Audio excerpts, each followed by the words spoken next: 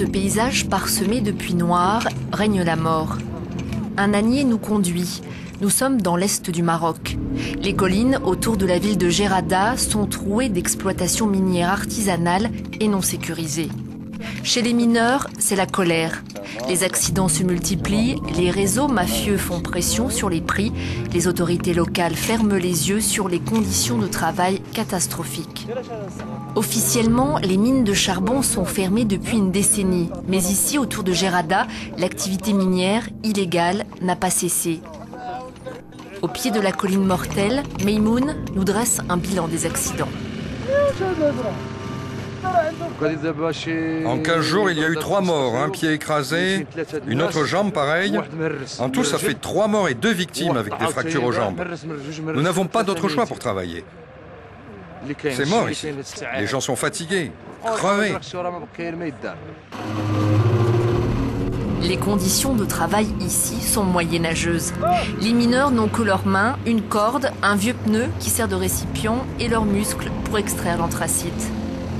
Combien de personnes mettent leur vie en danger ici? Les mineurs estiment qu'entre 1000 et 3000 personnes gagnent leur vie avec cette activité illégale. Les puits descendent jusqu'à 30 mètres de profondeur. Ensuite, les galeries étroites sont creusées horizontalement jusqu'à 80 mètres. En bas, ils sont 2, 3, parfois 7 ou 8.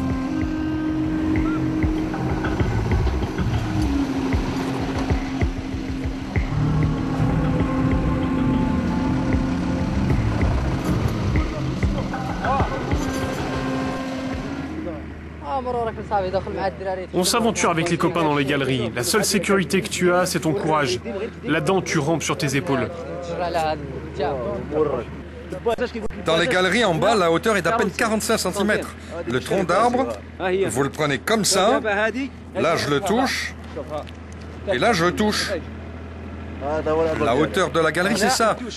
Nous sommes obligés de faire attention en utilisant ce tronc d'arbre. Il faut le mettre à un endroit très précis, pas trop à droite, pas trop à gauche. Si tu le mets un peu trop incliné, ça peut glisser, ça peut s'écrouler. La sécurité, ça dépend de Dieu. Si ça s'effondre sur ta tête, c'est fini. Si ça s'effondre un peu plus loin, eh ben t'es sauvé.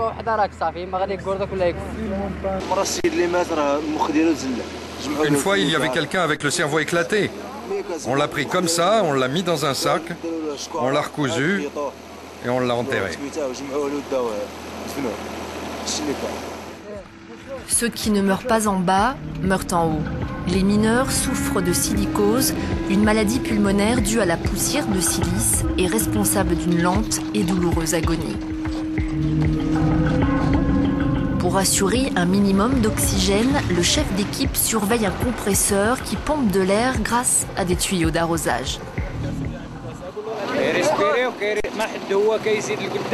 Au fur et à mesure qu'ils avancent, leur respiration se coupe et ils ne peuvent plus avancer. Alors ils font demi-tour parce qu'il n'y a plus d'oxygène.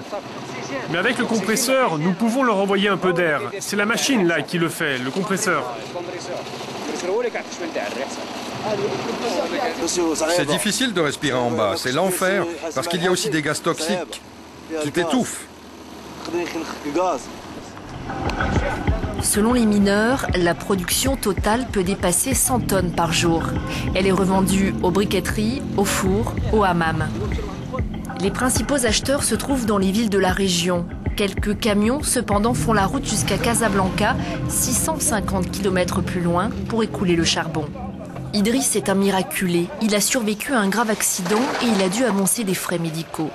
Officiellement, il était remboursé par la sécurité sociale. Dans les faits, il n'a jamais vu l'argent. Ceux qui contrôlent le business du charbon ont empoché le remboursement. J'étais en train de creuser et la montagne s'est effondrée. On m'a transporté à Oujda. L'opération a coûté cher, 500 €. Avec les médicaments et la broche, j'ai dû avancer au total 900 €. Gerada est située près de la frontière algérienne. C'est une ville qui doit son existence à l'ancienne mine, appelée autrefois la capitale de l'anthracite. Mais la centrale électrique de Gerada fonctionne avec du charbon provenant d'Afrique du Sud. C'est une question de rentabilité. Les mines de charbon locales, découvertes en 1927, sont épuisées. C'est pour cela qu'en 2001, elles ont été fermées. Plusieurs milliers d'ouvriers se sont retrouvés sans emploi. La région souffre du chômage. Les possibilités de décrocher un autre boulot sont limitées pour les anciens mineurs ou pour les jeunes non qualifiés. Nous traversons la vallée des Scorpions, direction le nord-est, pour nous rapprocher de la frontière algérienne. La pauvreté et les problèmes économiques de cette zone ont transformé la région frontalière en Eldorado de la contrebande. Alcool, migrants illégaux et surtout l'essence.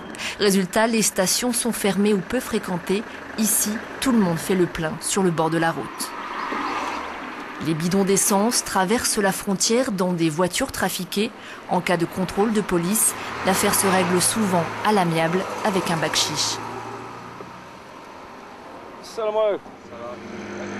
Retour à Gerada. La région tente de faire peau neuve avec des investissements dans le secteur routier, dans l'infrastructure publique et dans l'énergie solaire. Mais la construction d'une centrale thermosolaire n'a pas créé beaucoup d'emplois. Les mineurs de Gerada laisseraient descendre dans les mines des adolescents. Sur place, nous croisons un jeune garçon, mais un mineur adulte l'éloigne de la caméra. Nous parlons avec Mohamed et Hicham. Les deux jeunes hommes nous confirment qu'ils ont commencé très jeunes à creuser en bas. Je travaille ici depuis l'âge de 10 ans. À l'époque, j'étais petit, un gamin, quoi. Il y a des enfants ici qui travaillent sous terre. Des enfants